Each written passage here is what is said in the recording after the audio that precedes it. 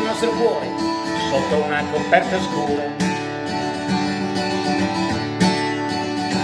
sotto una luna morta piccola, dormivamo senza paura. Un generale di 20 anni, occhi turchini e giacca uguale. Un generale di 20 anni, figlio di un temporale.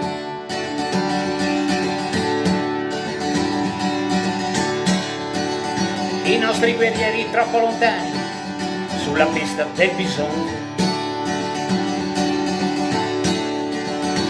E quella musica distante diventò sempre più